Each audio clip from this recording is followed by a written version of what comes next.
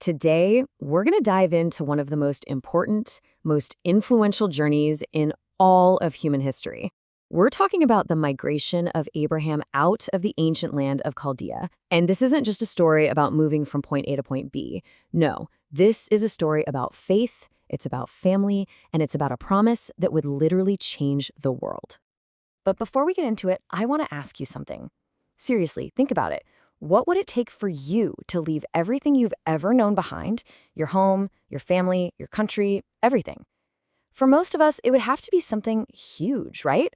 Well, for Abraham, the answer was a direct command from God, a call that demanded he cut ties with his entire world. So our story kicks off in a place called Ur of the Chaldees. Now, this was a major hub of civilization at the time, but it was far from perfect. In fact, this was a place right on the edge of collapse. And let me tell you, the source material paints a pretty grim picture. A massive famine had its grip on the land, causing just unbelievable suffering. And in that desperation, what did the people do? They turned away from their faith. They turned to idolatry. And this included Abraham's own father, Terah. It was right into the middle of this crisis that a divine call came and cut through all the noise. Now listen to this, because this wasn't just a gentle suggestion. The Lord commanded a complete and total break. He had to leave his country, his extended family, and even his own father's immediate household. The key thing to get here is just how radical this was, to completely uproot your life for a destination that wasn't even fully revealed yet.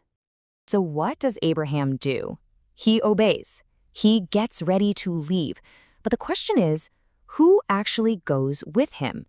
This is where the family dynamics get really, really interesting, and you start to see this subtle power struggle happening. Okay, now check this out, because the wording here is everything. Notice the difference. Abraham says, I took Lot, which implies he's the one in charge, he's taking the initiative. But when he talks about his dad, he says, my father followed after me. That tiny detail suggests his father, Terah, wasn't leading the charge. No, he was tagging along, probably seeing Abraham's mission as his own best shot at escaping the famine. And we gotta bust a common myth right here. Abraham wasn't some poor wandering nomad. The source material is very clear. He left Ur as a wealthy Chaldean prince. His original name, Abram, actually means high father. This guy had silver, he had gold, he had major resources. So this wasn't a journey of desperation for money, it was a journey of obedience to a much higher calling. So the journey from Ur wasn't a straight line to Canaan. The caravan made this really critical multi-year stop at a place that would become both a safe haven and a major test of faith, a place called Haran. Let's just quickly trace their path, right? They traveled northwest from Ur, basically following the great Euphrates River. When they got to the headwaters up in Assyria, they stopped and set up a new home. They named this settlement Haran, in memory of Abraham's brother who had passed away. So why stop for so long? Well, because Haran was great. The famine that had destroyed Ur wasn't a problem here. The land was fertile. It was the perfect place to rebuild their flocks, which had been devastated. The whole community started to grow. New people joined. And we're told Abraham was actually really successful in converting many people to his faith. Life got comfortable again. And this is where the big test comes in. With full stomachs and growing bank accounts, Abraham's father, Terah, he lost that humility he had back in Ur. The source says his repentance fell away like a cheap mantle, and he went right back to his old idolatrous ways. You can just imagine the disappointment for Abraham. It made it crystal clear. Haran was not the final destination. So now he's forced to choose, again, between his father and his faith. So Abraham, along with his nephew Lot, prayed for guidance, and the response they got was direct, it was powerful, and it would become the foundation of a divine covenant. In response to those prayers, the Lord appeared to Abraham in person. He actually identified himself, my name is Jehovah, and offered this incredible reassurance. Think about that. This wasn't just advice, it was a declaration of ultimate power and personal protection. And right after this, he gave Abraham 8 monumental promises.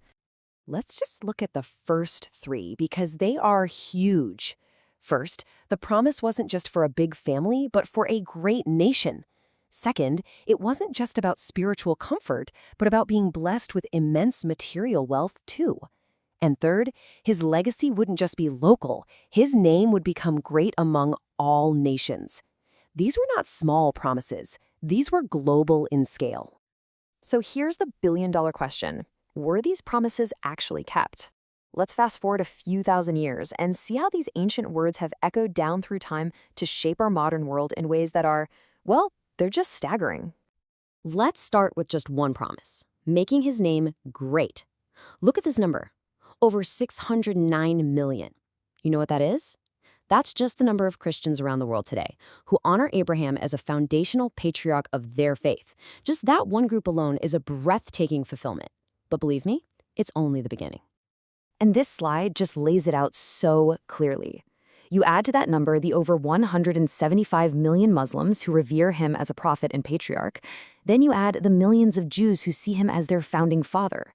The numbers are they're immense. They span the world's 3 largest monotheistic religions. So when you put it all together, the conclusion from our source text is just mind-blowing. Roughly half of the entire population of planet Earth reveres the name of Abraham. Think about that. From a single man who left his home in faith, a legacy was born that has directly touched billions and billions of lives. Which brings us right back around to a final question for you. This isn't just some ancient history from a dusty book. The journey of one man who chose faith over comfort, who left it all behind for a promise, has had a direct, measurable impact on our world. So the real question is, whether it's through your culture, your faith, or just history, how has it shaped you?